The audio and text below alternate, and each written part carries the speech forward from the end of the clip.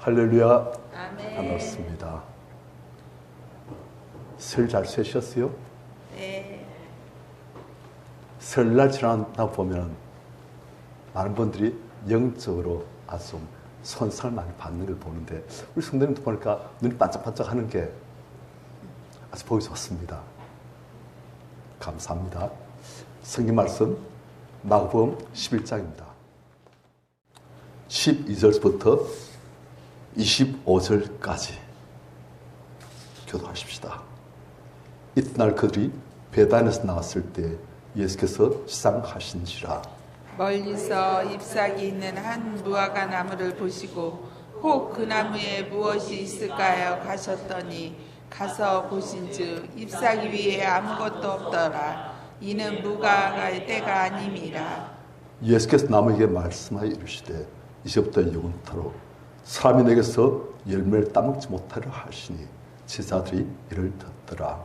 그들이 예루살렘에 들어가니라. 예수께서 성전에 들어가사 성전 안에서 매매하는 자들을 내쫓으시며 돈 바꾸는 자들의 상과 비둘기 파는 자들의 의자를 둘러 엎으시며 아무나 물건을 가지고 성전 안으로 지나다님을 허락하지 아니하시고 이에 가르쳐 이르시되 기록된 바 내 집은 만민이 기도하는 집이라 칭함을 받으리라고 하지 아니하였느냐. 너희는 강도의 소굴을 만들었도다 하시매 대제사장들과 서기관들이 듣고 예수를 어떻게 죽일까 하고 꾀하니 이는 무리가 다 그의 교훈을 놀랍게 여김으로 그를 두려워하밀러라. 그리고 날이 저물매 그들이 성 밖으로 나가더라. 그들이 아침에 지날 때 무화과나무가 뿌리째 마른 것을 보고 그래서 생각이 나서 여짜오되 랍비여 보소서 저주하신 무화과 나무가 말랐나이다. 예수께서 그들에게 대답하여 이르시되 하나님을 믿으라. 내가 진실로 너희에게 이르노니 누구든지 이 산더러 돌려 바다에 던져지라 하며 그 말하는 것이 이루어질 줄 믿고 마음에 의심하지 아니하며 그대로 되리라. 그러므로 내가 너희에게 말하노니 무엇인지 기도하고 구하는 것은 받은 줄로 믿으라. 그럼 너희에게 그대로 되리라. 서서 기도할 때에 아무에게나 혐의가 없거든 용서하라. 그리하여야 하늘에 계신 너희 아버지께서도 너희 허물을 사하여 주시니라. 아멘. 제가 옛날 본 영화 중에 그 젊은 주인공인데 미혼이에요. 노총각이지요.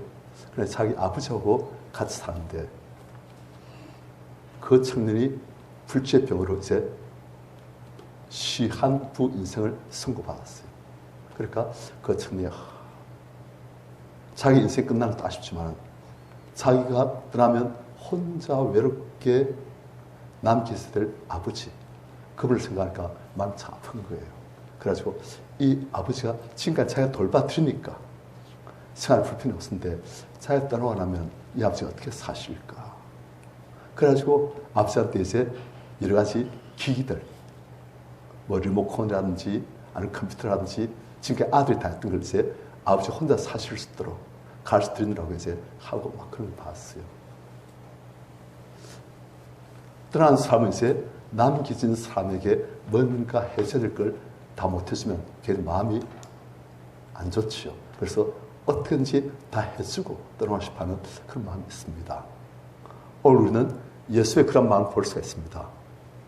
지금 예수님께서는 이제 곧 이번 주 내에 십자가에 달리시고 세상 떠나셔야 되는 거예요. 이제 가끔씩 제자들에게 나타나긴 하시지만은 부활하신 후에 하지만 그때 이제 상세의 모든 것을 가르치시고 그렇게 못하시는 거예요.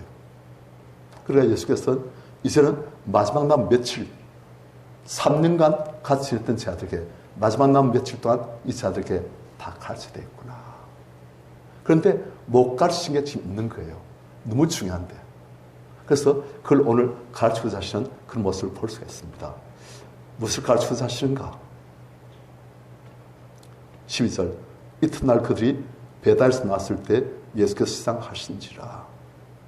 어떤 상황이냐면 예수께서 이제 주로 갈릴리 그쪽에 계시다가 십자가에 달리시러 이제 예루살렘을 오시는 거예요. 이제 예수께서는 여기서 이번 주 내에 십자가에 달리셔야 되는 거예요. 그래서 예수께서는 그에 맞춰서 오시는데 예루살렘에 들어오셨어요. 그리고 예수께서는 잠은 취침은 이제 베단이라는 예루살렘 바깥에 있는 조그만 동네에서 숙식은 적응받으시고 그리고 이제 낮에 사역은 예루살렘 들어가서 하시고 그렇게 하신 거예요.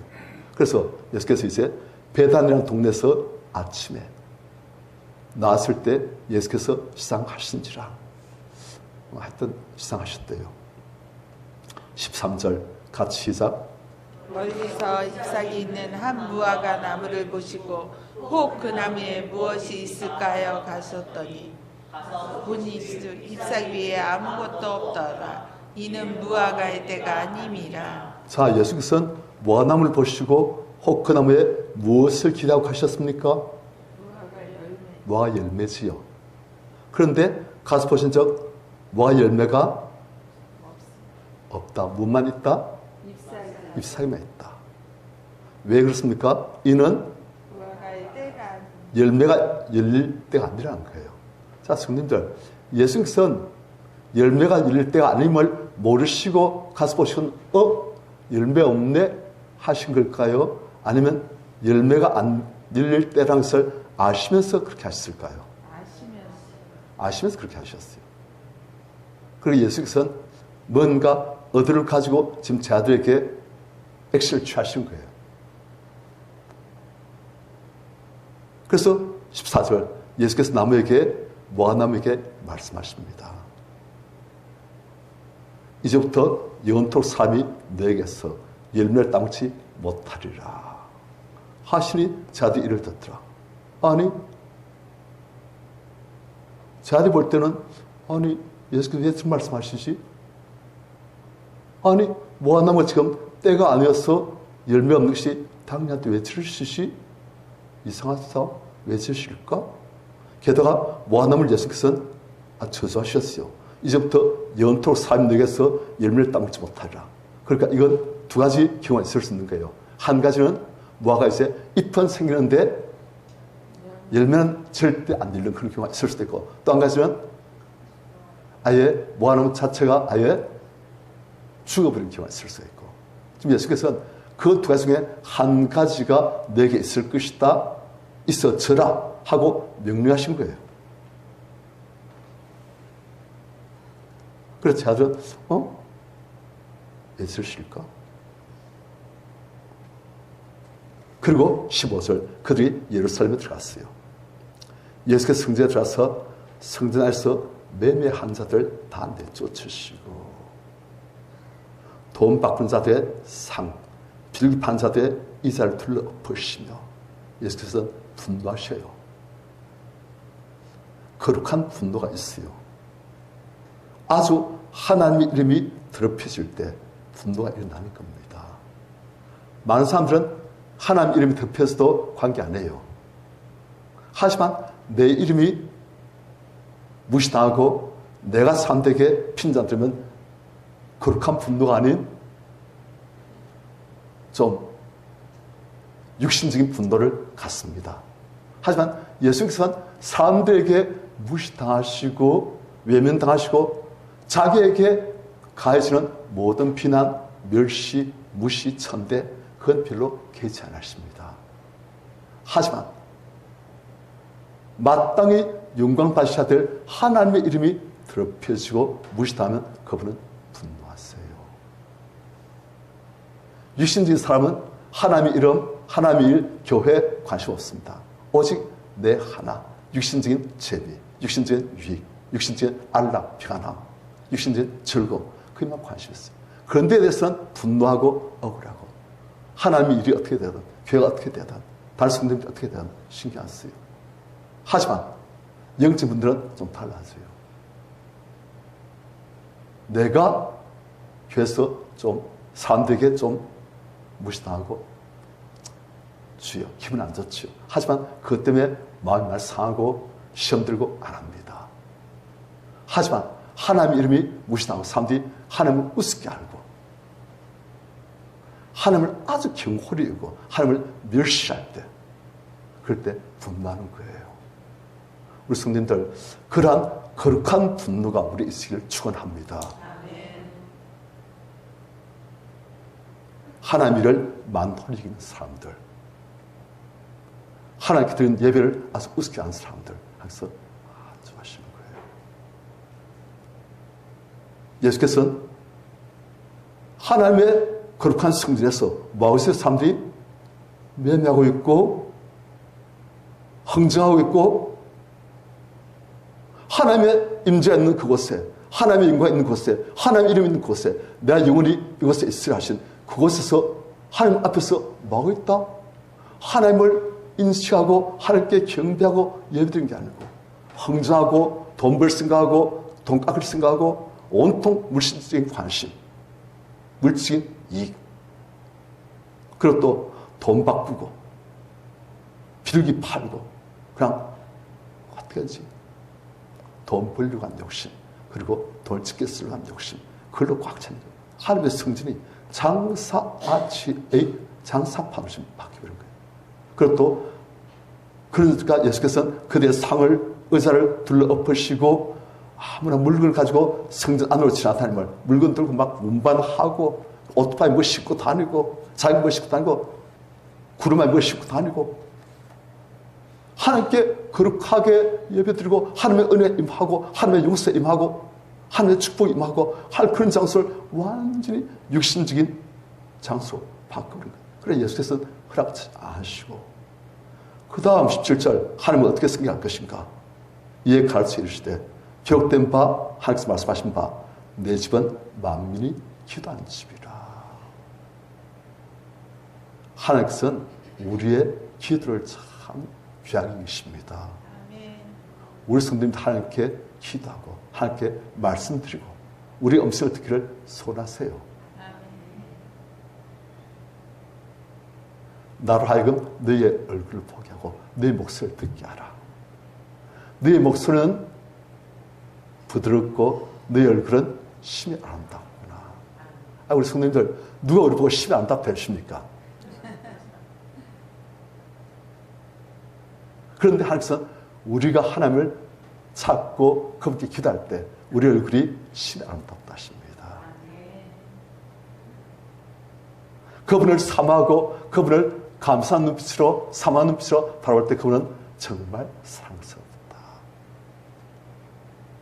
하여튼 그런데 그러한 기도한 집을 지금 강도의 소굴로 이익을 추구하는 그런 아주 욕심을 들끓는 그런 장소로 하나님의 인자와 하나님의 은혜 임해야 될 그 장소를 그냥 욕심만이 인간 욕심만이 들끓는 강도의 소굴로 만들어버렸다.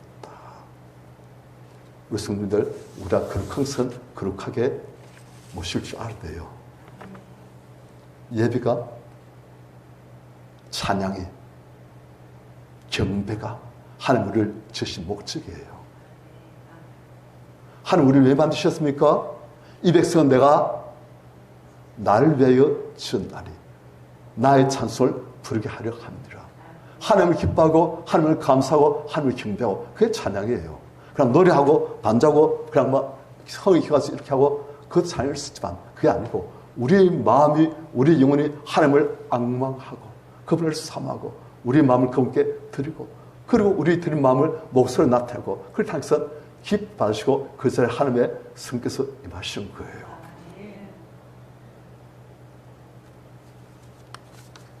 그리고 예수께서는 이렇게 성전을 더럽히겠다. 그래서 예수께서는 분나시고 막 상을 둘러 엎으시고 그리고 어떤 때는 채찍으로 그냥 막 치시고 하니까 그래서 이익을 얻고 있던 대제사장 그리고 서기관들 듣고서 예수를 어떻게 죽일까? 이 사람 성경 안다지만은 사실 모르는 사람이에요. 성경을 전문적 인간 사람이라지만 사실 성경을 모르는 사람이에요.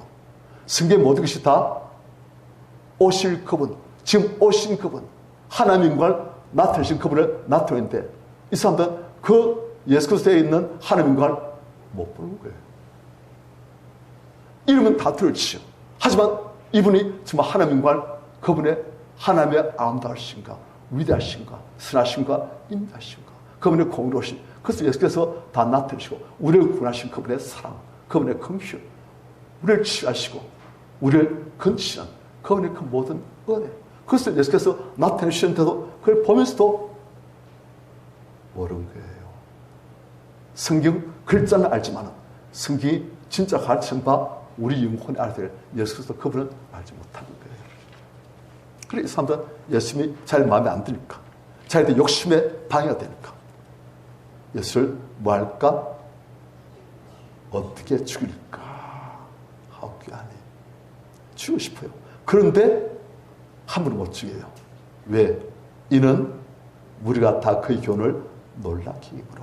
오히려 베드사이다 시간보다 성경을 잘 모르는 무리들이 더 예수의 말씀에 대해서 더 열린 마음으로 그분을 섬하고 아멘 하고 받고 은혜 받고 변화되고 오히려 그런 거예요. 그래서 우리가 조심해야 됩니다. 성경 지식도 중요하지만 성경 지식보다도 우리가 하나님께 대해서, 예수께 대해서 어떤 마음 자세로 다하는가, 그게 더 중요한 거예요. 그분을 정말 경외할 줄 알고, 그분을 하나님을 하나님답게 경외할 줄 알고, 하나님을 기뻐할 줄 알고, 감사할 줄 알고, 그분을 찬양할 줄 알고, 그분을 사모할 줄 아는 것, 그게 진짜예요. 지식, 얼뜻 주스 들은 거, 얼뜻 교회에서 본 거, 신앙생활 수신 해놓을 게 있으면 습관적으로 다 아는 거, 그것도 중요하지만 그게 오히려 우리를 영적으로 죽일 수 있습니다. 그것이 오히려 우리 영적인 감성을 둔감하게 만들고 우리 하나님 앞에서 아주 무례하게, 그냥 습관적으로 아무런 사망도 없이 감격도 없이 그냥 오늘도 예배 시간 지켰네, 그냥 그렇게 할 수 있는 거예요. 그래서 우리가 참으로 겸손한, 사모하는, 하나님을 인정하는, 경외하는, 그런 사모하는, 감사하는 그런 마음으로 하나님께 나가시를 축원합니다. 그런 줄 찾으신 거예요. 지금 이 시간 당선 우리를 다 보고 계십니다. 우리 마음 중심을 보고 계세요. 누가 나를 정말 사모하고 찾는가? 그런 기뻐하시고 은혜를 주시고 축복하시고 함께 하시고 그러시는 거예요. 그리고 19절 날 저물었어요. 이제는 예수께서는 예루살렘 성 밖으로 나와서 또 베단으로 가십니다. 하루가 지났어요. 20절 그 뒤 아침에 지나갈 때 무화나무가 뿌리째 마른 것을 보고 어제까지만 해도 열매는 없지만은 잎이 무성하고 생생하고 푸름을 자랑하고 무화나무의 그 번성한 모습을 보여줬는데 오늘 보니까 무화나무 이파리 줍니다. 쭉 늘어져가지고 가슴 늘어지고 보니까 뿌리째 그냥 완전 말라 죽어버렸어요. 어잉? 하룻밤씩 무슨 일이 있었던 거야? 무슨 일이 있었습니까? 한 가지 있었지요. 예수께서 이제부터는 사람들이 영영토로 내서 열매를 따먹지 못하라. 그 예수의 말씀 하나 있어요. 그래서 제가 보니까 어제만 해도 무쇠했던 저 나무가 왜 저렇지?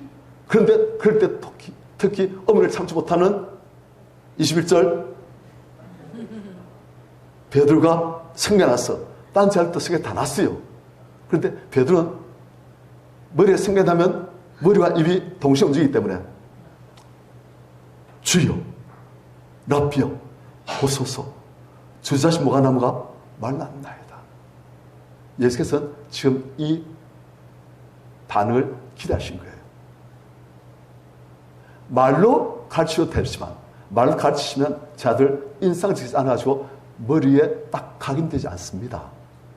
하지만 눈에 보이게 실물 교훈을 주면 딱 각인되는 거예요. 어제 제가 설날에서 제 형님한테 전화를 했습니다. 그리고 이야기하다 보니까 형님이 그런 이야기 하더라고요. 제가 이제 고등학교 1학년 때 그때 이제 우리 외 삼촌 되는 분이 이제 자기가 늦게 늦둥이 아들 봤어요. 그러니까 위에 딸만 하나, 둘, 셋, 넷. 딸만 넷. 그리고 이제 나이 들었어야 너희 아들 본 거예요. 그리고 외삼촌 돈 많았어요. 그래 이 외삼촌이 이 아들들을 내가 이사 만들고 하여튼 뭐 해가지고 내가 죽고 난 다음에 이 아들들이 잘 살게 될 텐데 그래가지고 어떻게 할까? 내가 빨리 죽을 수도 있고 안 돼. 이 아들들 크기 전에. 그렇다면 내가 그냥 내 조카들 중에 좀 똘똘한 한 명을 구해가지고 그 조카를 내가 혼내줘가지고 그 조카들이 내가 죽고 난 다음이라도 이 내 아들들 혼내주도록 만들어야 되겠구나. 그래서 작전을 짜신 거예요. 그래가지고 외삼촌이 이제 제 형님이 그때 이제 고등학생이니까 부산에서 명문교인 부산고등학교 1학년이니까 제 형님을 찍었어요. 저는 그때까지 초등학생이고 그러니까 그래 형님을 찍어가지고 형님이 이제 부산 의대 보내야 되겠다. 그래가지고 이사 만들어가지고 다 혼내주고 그래가지고 이제 형님이 그 은혜를 아니까 그럼 이제 외삼촌의 아들들 그러니까 우리 사촌들 그들을 돌봐주지 않겠는가 그래서 작전을 짜신 거예요. 그래가지고 이제 외삼촌이 제 어머니한테 와가지고 아버지한테 와가지고 그래 내 일을 해서 선호를 의대를 보내가지고 이사를 만들어가지고 그래가지고 내 아들들 다음에 혼내주도록 그렇게 하고 싶다. 선호가 다음에 이사 되어지면 내가 개원할 수 있도록 돈 다 대줄게. 건물 지어줄게. 그렇게 한 거예요. 그러니까 이제 어머니가 오빠 그러면 내가 한번 순한테 이야기해보겠다고. 그래가지고 어머니 이제 그 중책을 지고 이제 형님한테 온 거예요. 형님 그때 고등학교 1학년. 그래가지고 선우야 너 혹시 어디 가고 싶은 마음은 없니? 부산대학교 어디? 거기 가고 싶은 마음 없니? 하니까 형님 그때 어떤 일이 있었냐? 그 몇 달 전에 그 이제 생물학 시간에 실습을 했는데 뭘 했냐면 개구리 해부를 했어요. 형님이 참 마음이 착하거든요. 그리고 마음이 좀 열해요. 그런데 개구리 해부를 하는 거 보니까 그 생생한 개구리가 눈이 동그란 게 그냥 쭉 다리 벌려 눕지만은 쭉 갈라버리고 젖히고 그 안에 있는 거 뭐 염통 뭐 그런 거 꺼내보고 하니까 형님이 그냥 속이 사는 거예요. 너무 잔인하다. 그래서 형님이 어디 하니까 어디 가면 늘상 사람들 배 쭉 자르고 열어가지고 뼈도 보고 뭐도 보고 나 안 할 겁니다 어머니. 그런 거예요. 그래가지고 부산 어디를 안 갔어요. 그런데 어제는 이제 그 말 하는 보니까 형님 좀 후회하고 계시더라고요. 갈 걸. 그놈의 개구리 때문에 인생이 바뀌었다면서. 왜 개구리 인생을 바꿨습니까? 만일 개구리를 직접 자르지 않고 그냥 개구리 내부가 이렇다고 그냥 말로만 해줬으면 인상이 깊지 않았어요. 그런데 개구리 직접 배를 가르고 그리고 가르는 것을 보아하니까 어린 소년이 그냥 마음이 너무 징그럽다. 너무 잔인하다. 내 있어야 되면 사람들 이렇게 팔도 꺼내대고 배도 해야 되고 그거 못하겠다. 그래야지 교수가 된 거예요. 그래가지고 어제 보니까 형님이 좀 후회하더라고요. 아쉽다. 그래서 내가 이제 형님 그냥 교수가 더 적성에 맞습니다 하니까 그렇게 했지 하는데 아쉬움이 묻어나는 그런 모습이었어요. 무슨 말이냐? 예수께서 말씀으로만 하신 것보다 직접 무화나무가 어제에도 생사하고 푸름을 자랑하던 그 활력있던 무화나무가 예수님 말씀 한마디에 그냥 쫙 다 실어버리고 내려지고 뿌리까지 말라 죽어버리고 그걸 직접 보여주시면서 말씀하실 때 효과가 있다는 거예요. 우리 성도님들 지금 저는 말로 하고 그렇지만 저도 죽여버릴까요? 그럼 우리 성도님이 아멘 하시겠습니까? 다시는 사람들을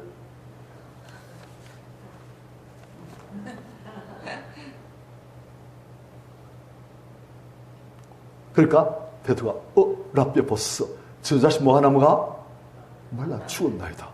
예수께서 기다리신 거예요. 그래. 이제 예수께서 그들이 가르치고 사신 교훈을 주신 거예요. 22절 같이 시작. 예수께서 그들에게 대답하여 이르시되 하나님을 믿으라. 자, 제일 먼저 하신 말씀 뭡니까? 하나님을 믿으라. 우리 성도님들 하나님 믿으십니까? 아멘. 하나님 믿으십니까? 아멘. 그러다 뭔가 있는 거예요, 이제부터. 하나님 믿으면 뭔가 좋은 게 이제 있는 거예요. 뭐가 있느냐? 23절 같이 시작. 내가 진실로 너희에게 이르노니 누구든지 이 산더러 들리어 바다에 던져지라 하며 그 말하는 것이 이루어질 줄 믿고 마음에 의심하지 아니하며 그대로 되리라. 자, 예수께서는 말 한마디로 무화나무가 완전히 말라 죽을 것을 보이시면서 내가 진실로 너에게 말한다. 누구든지 저기 있는 이 산들어 들려 바다에 던져지라 말하며, 바다에 던지라 뭐하며? 말하며예요. 바다에 던지라고 말하며 그 말한 것이 이루어질 줄 믿고 마음에 의심하지 않으면 그대로, 뭐한 대로? 그대로. 어떤 그대로? 말하는 대로. 말한 그대로 되리라. 우리말 속에서는 말이 한 번 나와요. 그런데 영어 속에서 보면 다 말하고 그렇게 됩니다. 말하면 뭐대로 되어진다? 말한 대로 되어진다. 이게 예수께서 가르치고자 하신 거예요. 딴 거 안 했어요. 말 한마디 딱 하시니까 그 말이 그대로 이루어져가지고 무화나무가 죽고, 또 말 한마디면 여기서 보니까 이 산대로 들려 바다에 던지라 말하며, 이건 우리가 문자적으로 산이 들려져가지고 저기 있는 남산이 들려져가지고 백두산이 들려져가지고 동해 바다에 빠지라 그 뜻이 아니에요. 그렇게 하나님께서는 하실 수가 있으시지만 하나님께서 그렇게 안 하신다는 거예요. 필요가 있으면 하시겠죠. 하지만 그럴 필요가 없으면 그렇게 안 하십니다. 그렇다면 이 뜻은 무엇이냐? 문학적인 표현입니다. 이걸 문자적으로, 그러면 목사님 누가 산들 들려가 바다에 던지자 말인데 그렇게 하시면 어떻습니까? 하고 물으면 예수께서는 내 말뜻을 좀 알아야지 그러시는 거예요. 이 사람이 무엇을 탑니까? 문제, 장애물, 내 뭘 하고자 하는데 이 산을 막고 있는 거예요. 이 산이 나의 인생의 앞길을 막고 있는 거예요. 이 산이 내 사업의 앞길을 지금 꽉 틀어막고 있는 거예요. 이 산 때문에 내가 지금 바로 지나갈 수 없고 둘러서 가려고 하는데 그 산이 막고 있어가지고 어려운 거예요. 그럴 때 어떻게 한다? 그 장애물, 나의 인생을 막고 있는 것들을 내 마음속에 자꾸 장애물이 생겨가지고 내 마음이 뭘 하고자 하는데 방해되어진 것들을 어떻게 한다? 그것이 없어지라 하면 어떻게 된다? 말한 그대로 된다는 거예요. 그런데 누구에게 그렇게 되신다? 믿을 의심하지 않고 믿음. 앞부분 누구에게?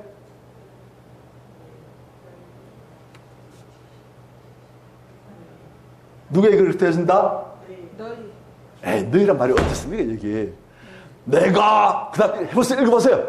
내가 진실로 너희에게 이르노니 누구든지 이 산더러 들리어 바다에 던져지라 하며 그 말하는 것이 이루어질 줄 믿고 마음에 의심하지 아니하면 그대로 되리라. 자, 야푼. 너희 이르노니 이 산더러 들려 바다에 던지라 한 사람이 누굽니까? 예, 내가. 누구든지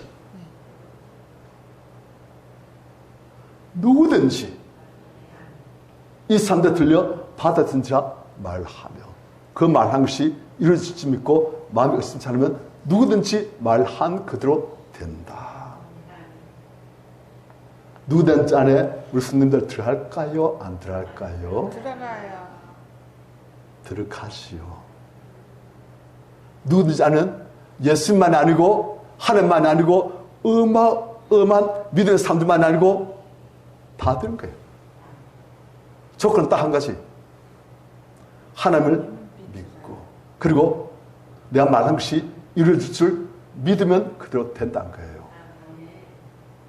우리 성도님들도 옥목사도 그리고 오늘 예수 믿는 이제 예수 믿는 사람에게도 믿고 말하면 그대로 된다. 그렇게 말씀하신 거예요.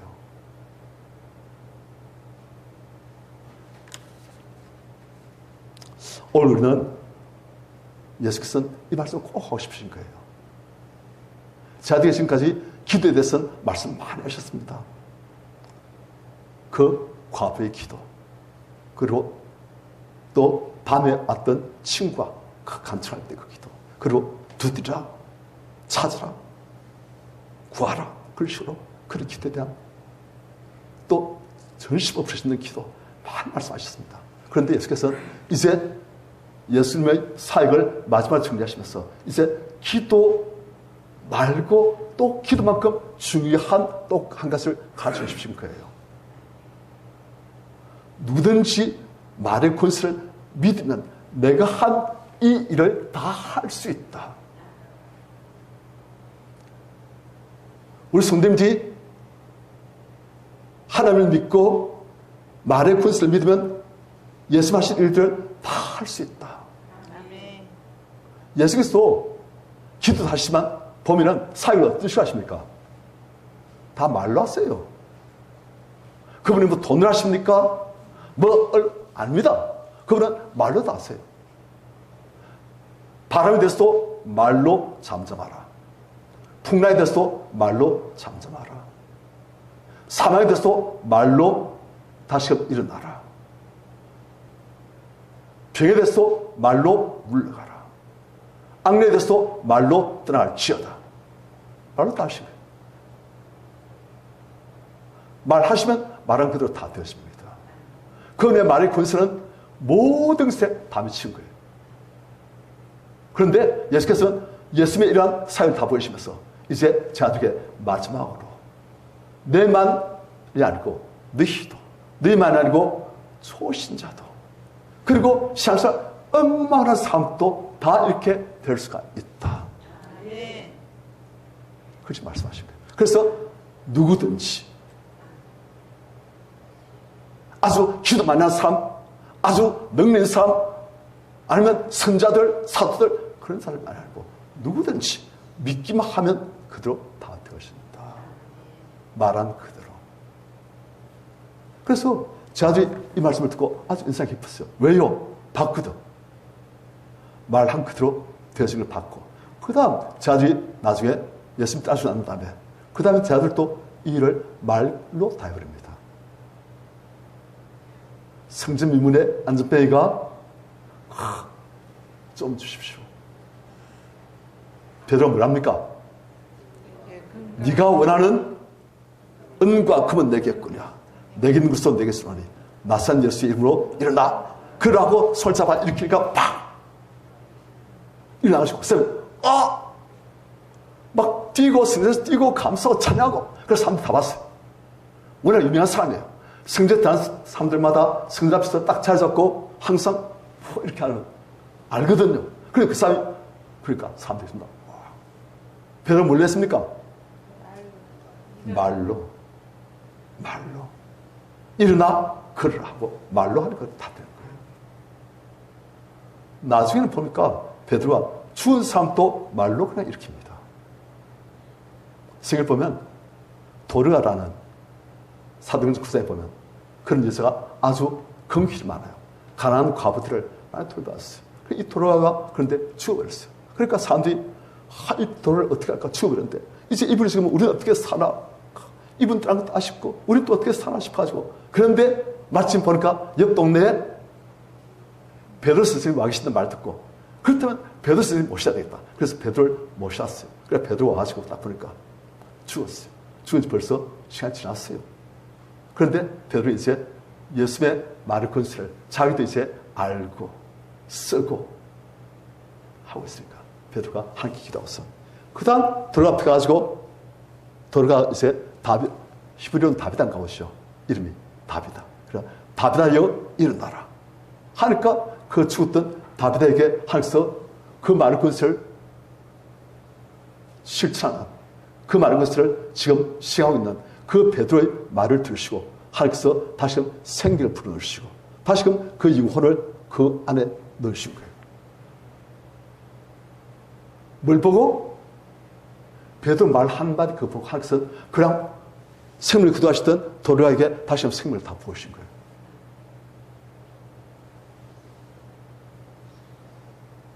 그런 건 베드로만이 아니었어요.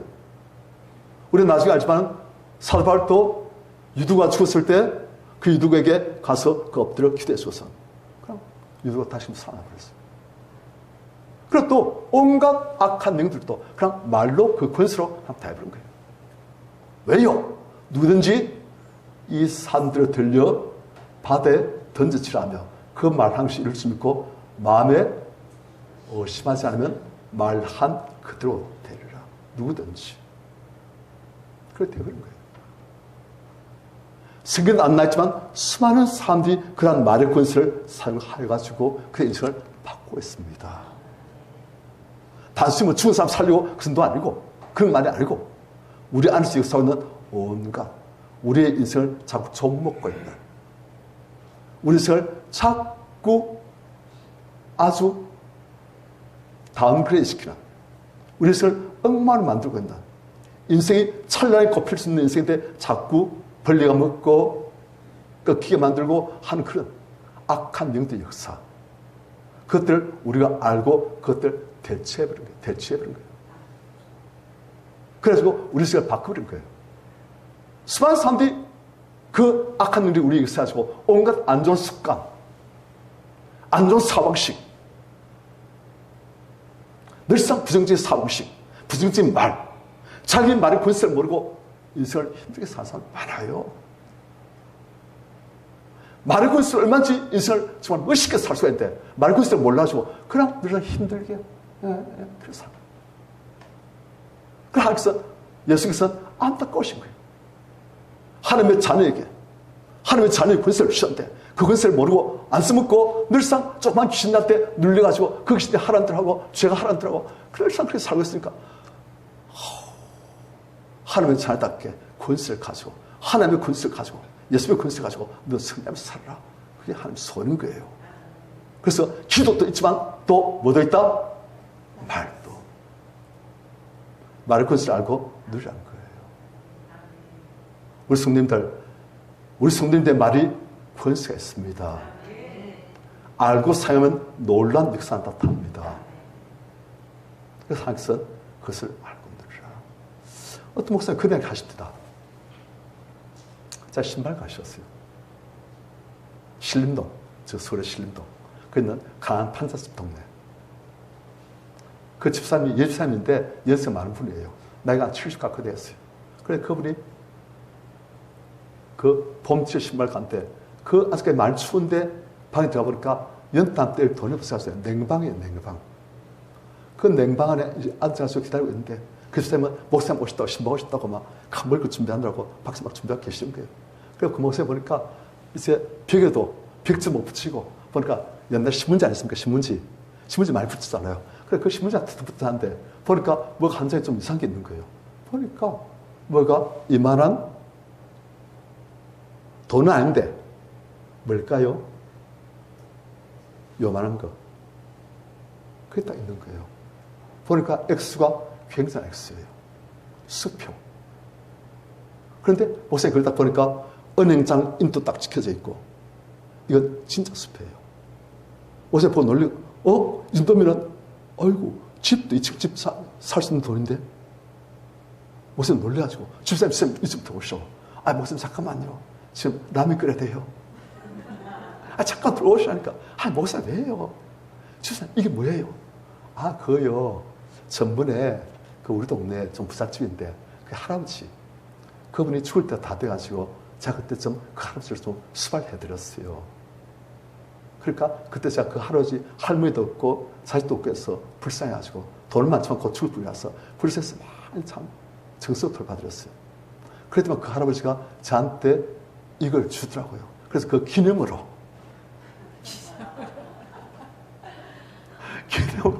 그걸 딱 벽에 딱 붙여놓고 이제 그걸 보면서 그 할아버지 지금은 어디 가시겠나? 그 축을 갖고 있다고. 집사님 이게 숲이라는 겁니다. 그러니까 예? 숲이 뭔데요? 이게 돈보다 더 귀한 거예요. 집사님 이걸 은혜 가서 바꾸면요. 집사님 근사한 집안지 가지고 그래서 편하게 살 수 있어요. 목사님 정말이에요. 어마어마한 금액이에요. 그 임감님이 죽을 때 다 됐는데 자기 마누라도 없지, 자식도 없지. 그러니까 자기가 죽으면 이 돈이 어떻게 하겠나. 그러니까 자기한테 마지막으로 잘해준 이 할머니한테 내가 이 할머니 보니까 가난해 보이는데 내가 선심 써야 되겠다. 마지막으로 자기도 어차피 다 쓰지 못하고 갈 거. 이 할머니한테 인생 쾌수로 준 거예요. 그 할머니는 그게 뭔지 모르니까 기념품. 그래서 냉방에서 벌벌 떨면서 밥도 쫄쫄 굶으면서 라면 한 그릇 먹고 사는 거예요. 진짜 있었던 일이에요. 그런데 그것보다 더한 일이 많은 성도님들에게 일어나고 있는 거예요. 하나님의 말씀의 권세, 예수의 말씀의 권세, 우리의 똑같은 권세를 주셨는데 그걸 모르고 늘상 부정적인 말, 안 된다는 말, 마귀의 말 늘상 그래서 너희의 말의 권세 이걸 쓰면 너희가 하나님의 자녀답게 예수의 사람답게 능력 있게 승리하며 풍성한 삶을 누릴 것이다. 이걸 써라. 권능의 말을 써라. 자, 오늘 내일 양일간세 이 말의 권세에 대해서 좀 더 이제 우리가 알아보고 정말 그런가 또 어떤 식으로 쓸 수 있는지 그걸 우리가 알아보도록 할 것입니다. 우리 성님들 그 어마어마한 수표를 벽에 딱 붙여놓고 쫄쫄쫄 굶고 냉방에서 추 벌벌 떨고 그래서 살지 마시고 그 수표를 이제 딱 은혜에 제치하고 그래서 그 많은 돈을 받아가지고 집도 짓고 그리고 밥도 맛있게 드시는 풍성한 삶을 누리시는 우리 성님들 다 되시길 축원합니다.